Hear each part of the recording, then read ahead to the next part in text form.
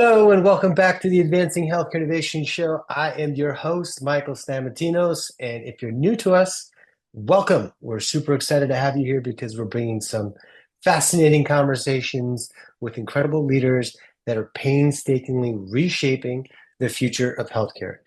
And if it's your first time tuning in, let me just tell you a little bit about what we're trying to get done here. So, we're really passionate about areas like leadership, access, innovation, and our focus is on bringing these stories of innovation and leadership within our space to life and giving these leaders the opportunities to share their learnings, to share their little wins, and most importantly, some of the things that they're working on with our community and ultimately with the world.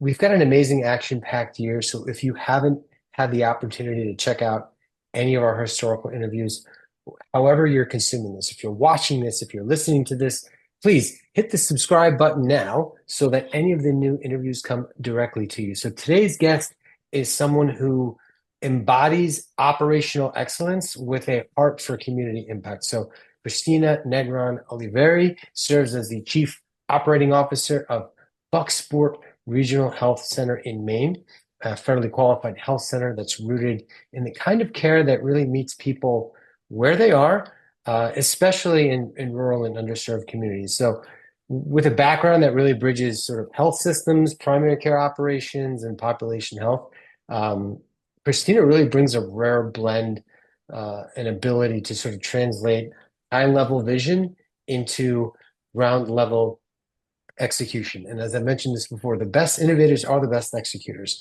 So whether she's optimizing clinical workflows or stewarding new models of care delivery, I mean, her leadership is quietly bold, focused. She's not about being in the spotlight, but really more about outcomes that truly, truly matter. So in a moment where rural health is often overlooked, Christina is really kind of helping rewrite that narrative, making sure that access, dignity, and innovation are really all part of the same sentence. So today we get to kind of take a peek underneath the hood, learn how she operates with this level of excellence as a high capacity leader, from the ground up, and really what it truly takes to navigate innovation in a community health setting. So, Christina, it's great to see you. Well, welcome to the show. Thank you so much. Thank you so much, Michael. I'm like, here's your 20 for that intro. Thanks so much. All And right, thank you for so giving me the space. of course. I mean, so before we dig in and kind of get into the heart of the conversation, I mean, what's something that's like quiet, something behind the scenes that's been giving you life lately, that's held your intention lately? That's held my intention. That's a great question. Um,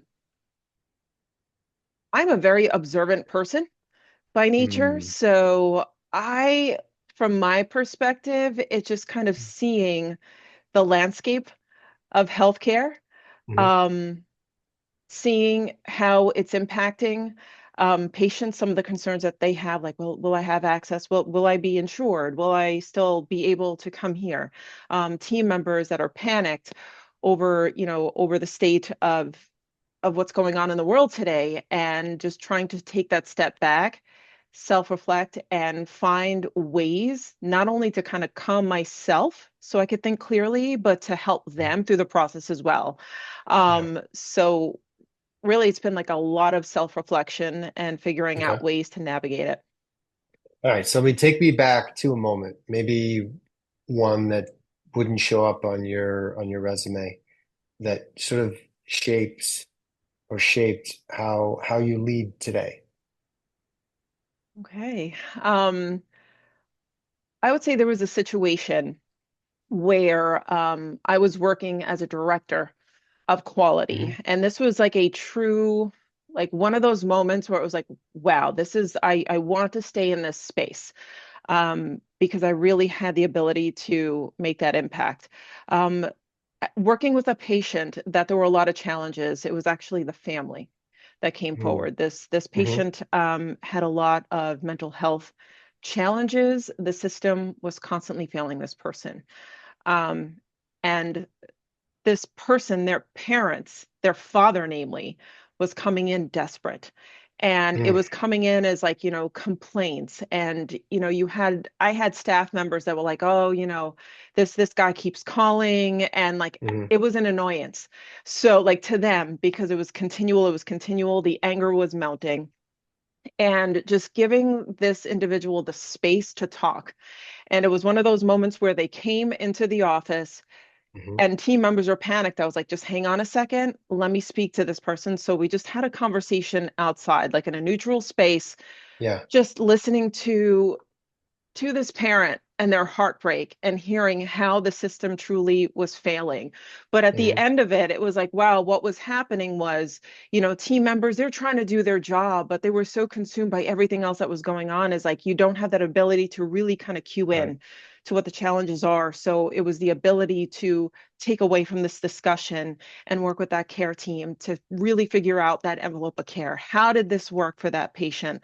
And was Right. just very thankful for like a CMO who was very engaged in Hmm. doing this along with a director of behavioral health who was really actively looking at this is what we can do inside here, Hmm. but getting those steps together to get this person into the center that they truly needed to help them. Right.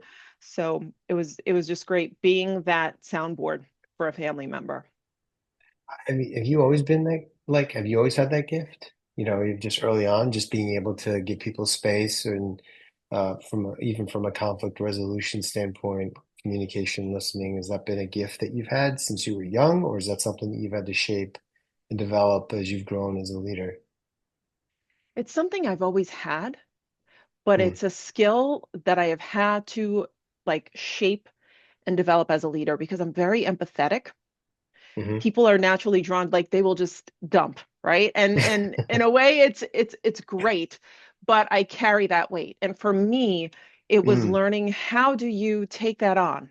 How do you help parse it out? But how do you release it? How do you let it go?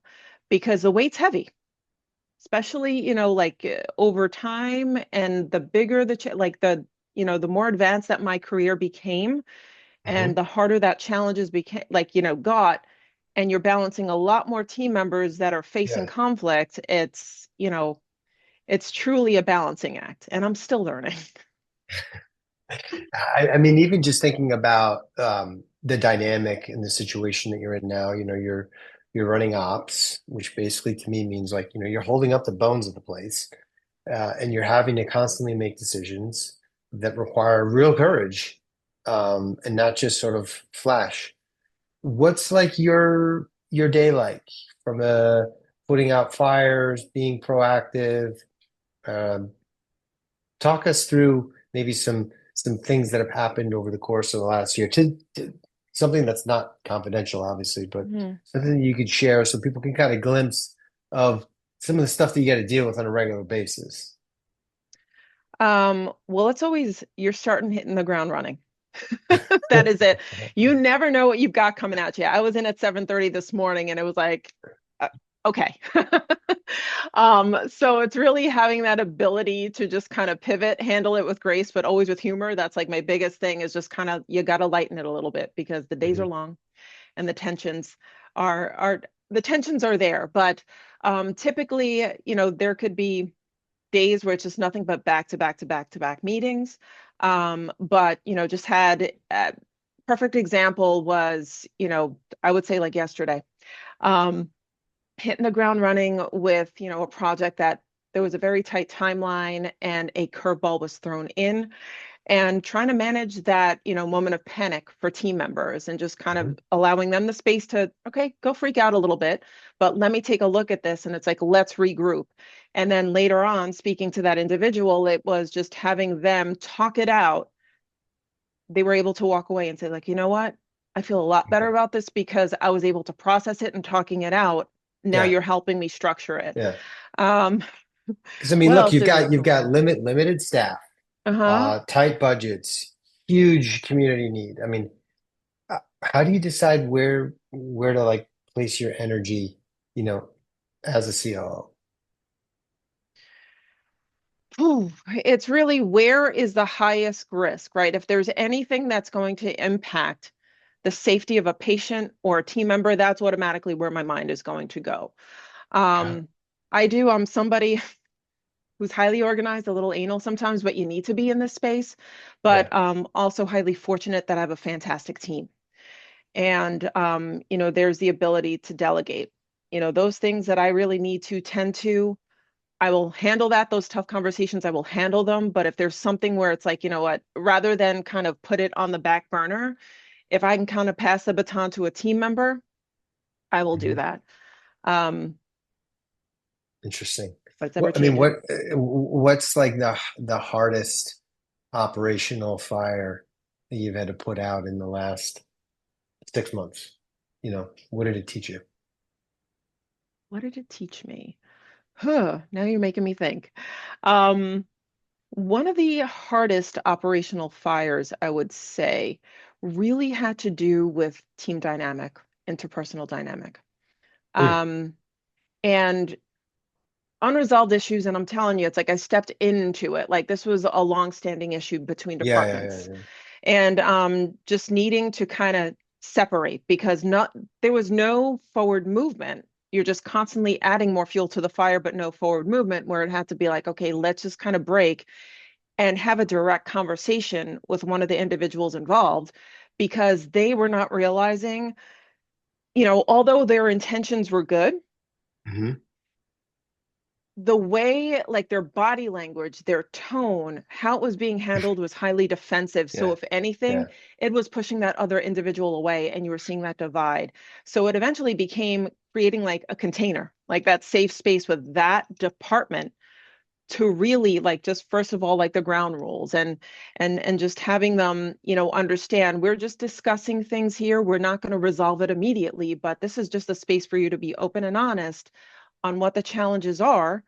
But it's not going to be a session where it's just going to be a dump of complaining. It's like, let's also think about potential ways, because you always get stuck in that downward Yes, spiral. It's let's yes. think about the potentials. How can, like, what can we do to improve this? Because a lot of times, you see these sessions where it's just kind of like, "Bleh. Okay, what can we do? Well, I don't know. All right, great. Yeah, Thank you." complain fest. It's like, hey, that's not going to help Exactly. anyone. You're going to leave here more deflated than anything. Exactly. And at the end of the day, it was just kind of like, all right, what's one thing that we could take away? It does not have to be something huge because a lot of times, like when you're going through a lot of change management, like a lot of this, it's just like people tend to bite off a lot more than they could chew. It's like, all right, what is one small thing that could help with a foundational piece that we could start building upon? Hmm. Let's just gauge it. Like let's get the doers to the table. Let's start to monitor it. And you started to see more of a discussion between team members. If Hmm. there was a need, they were reaching out directly rather than just like creating like an incident report or just kind of blasting. It was more of a conversation because they started to realize like this was a training issue. It wasn't that they were doing it purposefully. Right. It was just they didn't know what the need was. So that's like it was literally wow. It was hard because it was tensions were very high, things were getting taken personally. It like there was Like it you was very mentioned it emotionally before, charged. Hmm. tonality is a huge thing. I mean, people talk about, oh, communication's super effective, right? I mean, body language too. If I'm sitting here, my arms are crossed, it's like, what are we saying? And to kind of bring that level of awareness, and at the same time to say, hey, how you deliver something, the tone in which you say it. You can say the same thing two different ways, and it's gonna land differently, especially when it comes to leveraging tone. In your leadership experience, is most of the innovation driven based on, team dynamic and culture, or is it bringing stuff from the outside internally? Like, how do you start innovating? Because I feel like innovation, it gets tossed around like confetti in healthcare.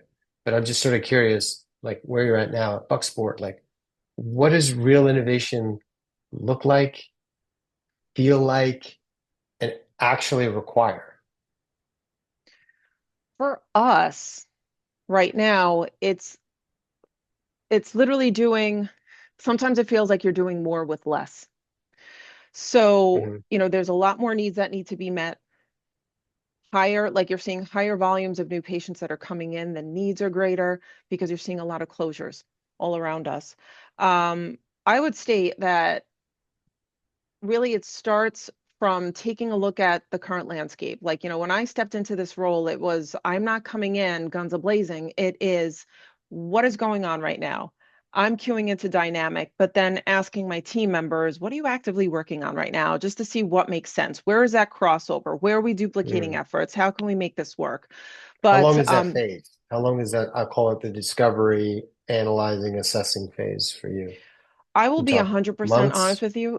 I would say it took about like 4 to 6 months, simply because Yeah, um you're seeing what you're seeing at face value, and then it's like you're trying, as you're doing this, you're starting to get to know your team members. You're starting to develop those relationships where hopefully they feel comfortable enough to say to you, okay, like, here are yeah, the secrets, like, this is what's going on. yeah. Not finger pointing, but it starts to develop more, like, greater awareness for me on how this gets handled, how I'm speaking with my, the rest of my senior team when we're trying to problem solve. Mm. Because when you think about innovation, the first place that most people, to be honest, don't go to is around rural or FQHCs. However, I have found FQHCs to be incredibly resourceful, very resourceful, and really creative. Are there any stories that come to mind when it comes to showcasing resourcefulness and just being creative and thinking outside of the box that you can share?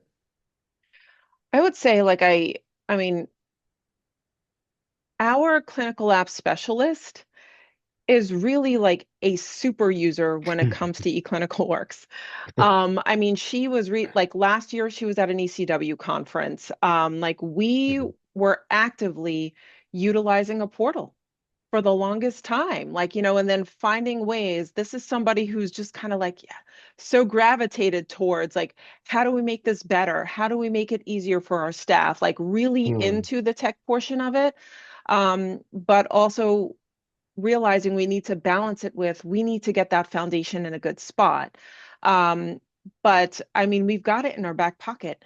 And so lucky for that. But I would say it was literally like educating patients on the use Hmm. of a portal and maximizing that. And, right now it's really looking at ways for making it easier, because we realize we're rural.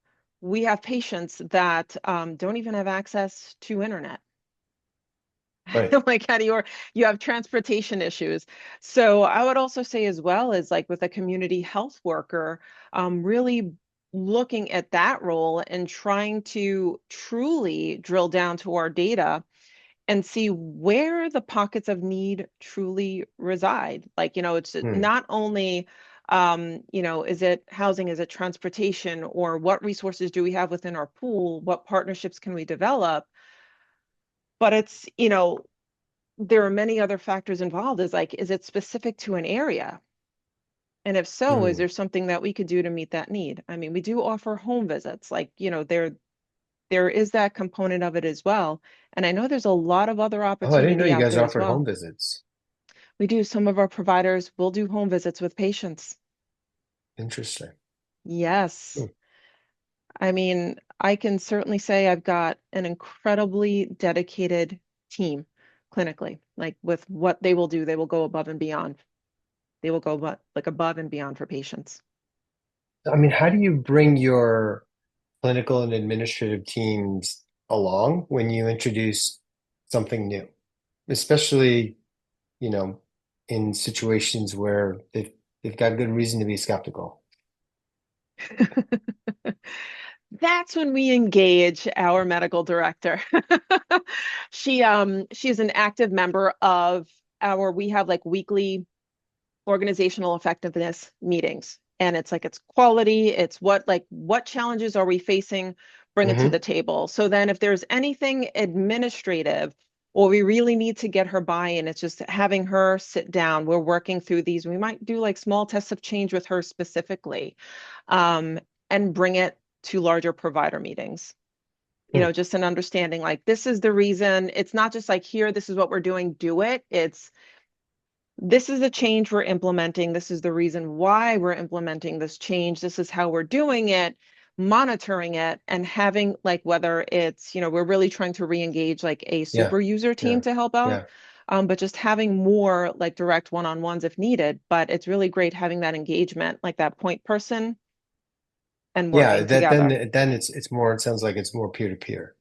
So you're Yes. being strategic in terms of how you approach it. Mhm. I mean, curious, have you ever had to say no to something that was sort of, shiny and new? Not because it wasn't sort of interesting, but maybe because it just wasn't right for your people and the culture and the team. Oh yeah. And it was like, and it could be something where there were grant dollars tied to it. Like, it's like it would be great to get X amount of dollars, but at the end of the day, when you're looking at your staff is stretched thin, Hmm. is this going to really add value? Mm. If not, like it would be awesome to be like, hey, we did this project and we're tied to this organization, but at the end of the day, at what expense? Well, then how do you evaluate, new tools, partners, or even models, especially when when the stakes are high and the resources are limited? I mean, it really comes down to like it's really depending on what we're looking at. Like example, it's like, connected with someone regarding um like utilizing like centralizing or I'm very sorry, outsourcing like a call center per se, right? Mm. So, and having this conversation, right away, it was like, okay, let's take a look at our volume. Okay, what is our call? Just tearing that apart. What do our missed calls look like? What's the overflow? Like looking at all of that data and then trying to kind of rip apart and see like, guys, can you take a look and see, like our phone system? Like we're testing things out, like, is this working correctly? It's kind of like Yeah. all hands. I've got an awesome team. Like we're all hands in there. My IT team is just, I drive them crazy, but they're checking that, they're doing the troubleshooting. But it's, would this be viable? Yes. Is it something that like the dollars could be allocated somewhere else? Certainly, because we could figure out a way internally to make it a lot cleaner. It takes time, it takes work, but there are ways we can get around it. It's just that focus time and carving that out. And I'm very certain there are going to be a lot more coming down the pipe, but it's like we have opportunities with other vendors for recall systems. Hmm. But at this point, it's we have the resources available within the EMR. Let's tap into that. Let's see how it works. Yeah. Yeah. So it seems like the opportunity of looking at the innovation that wants to go from the outside in, you're sort of using that as a way to sort of inspect what's going on in the day to day, seeing if there are holes that can be plugged up based on process improvement, change management. And then if it's sort of, I'll call it asymmetrical risk reward, like, hey, small investment, outsized reward, let's really think about it versus, yeah, we're getting a return, but like it's not sort of outsized. Did I miss something there or No, you nailed it perfectly. okay. Okay.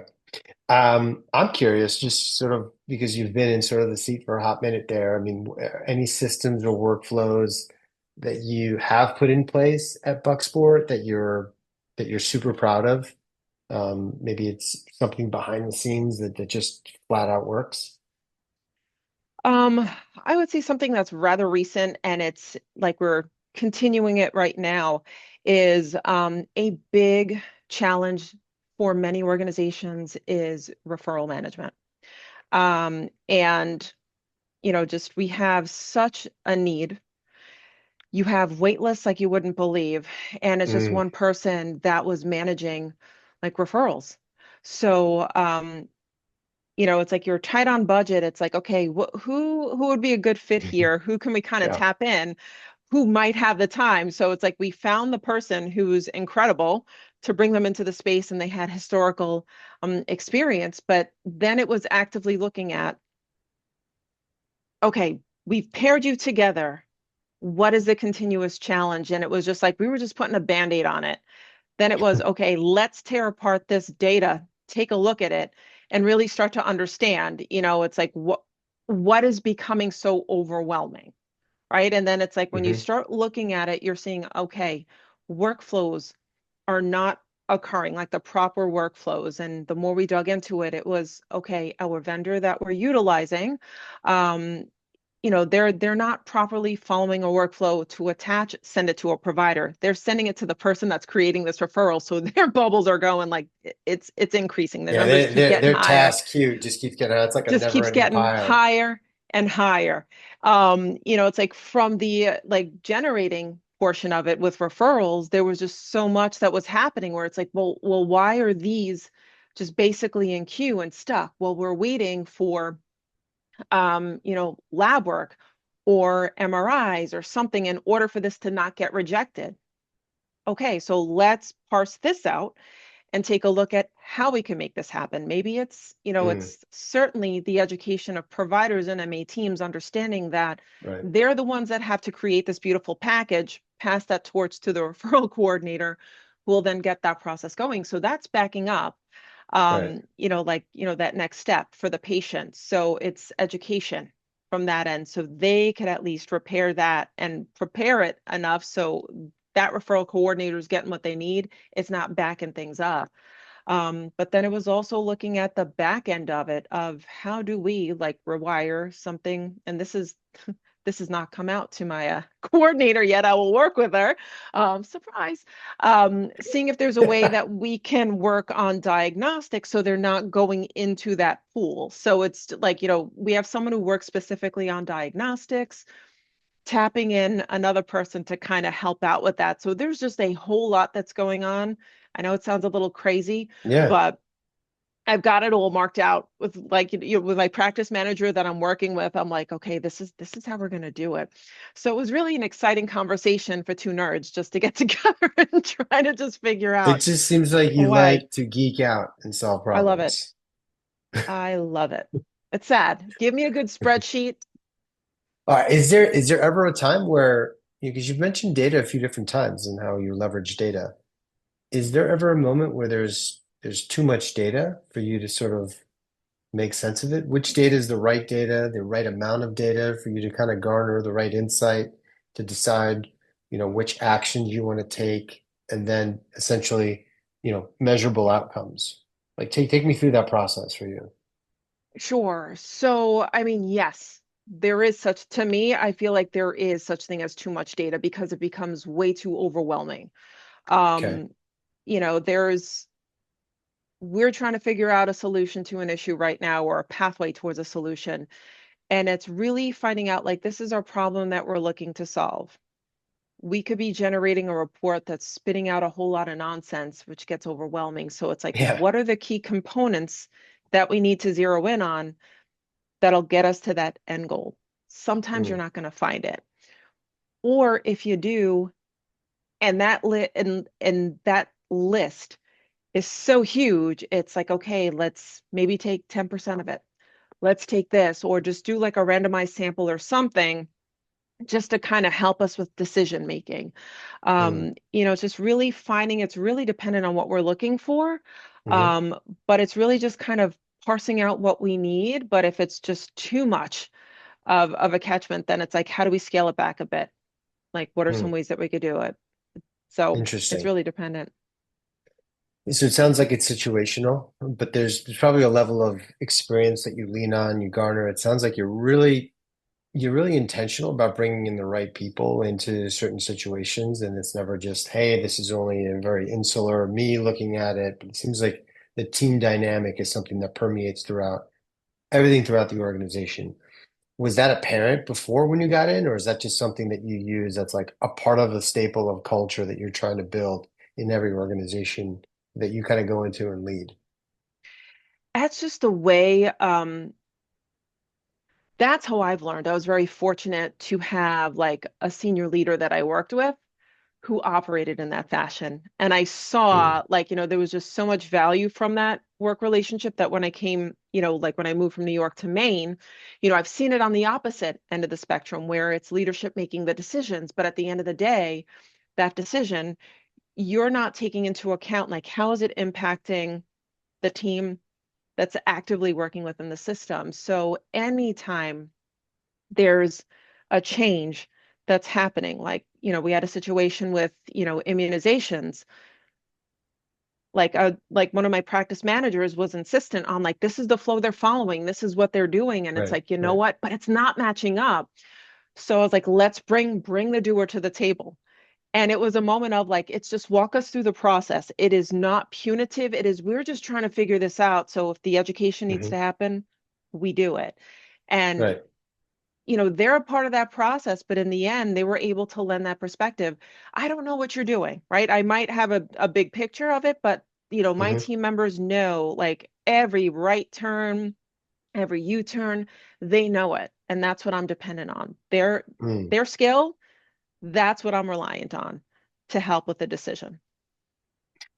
That's super fascinating. So you mentioned like referrals. That's kind of a pain in the you know what right now. Are there any other Yeah. recurring problems like within the ecosystem? Because like if you had a magic wand and you could kind of solve one of those recurring problems, is there one that sort of takes the cake? Access, access. I mean, it's hard, first of all, um, securing talent, right? Like bringing, it's like in rural, it's a completely different ball game. And it was an eye Yeah. opener for me moving here.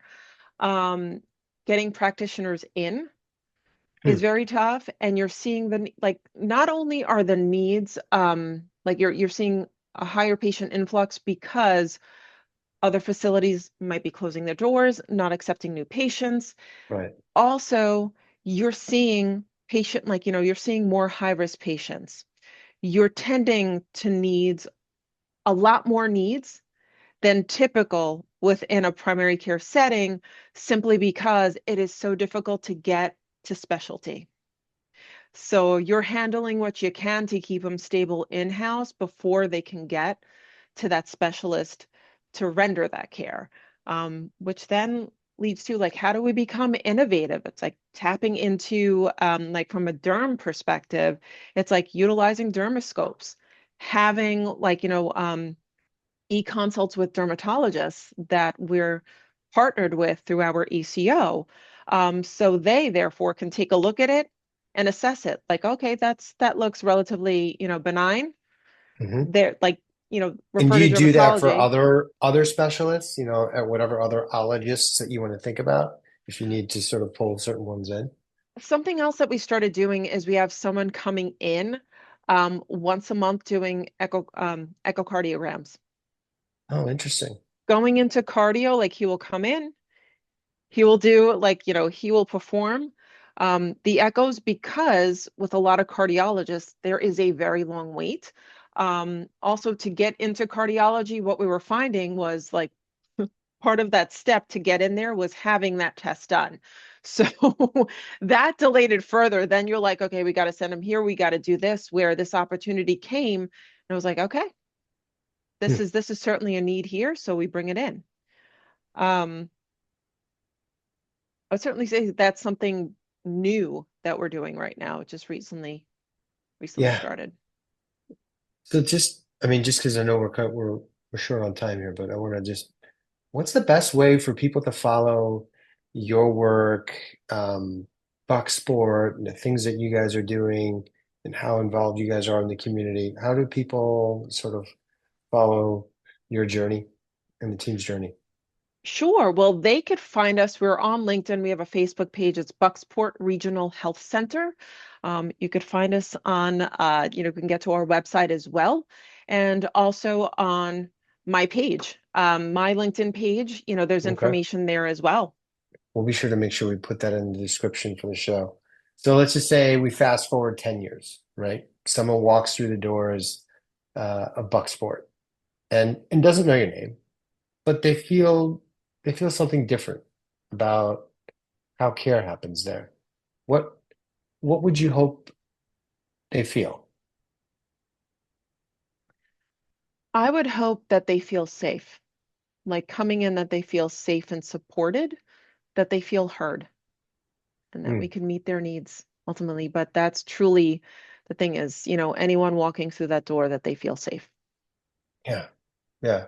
And what about, just if every healthcare leader, in America had to carry one phrase from this conversation back to their teams? What would you want them to take away from this discussion?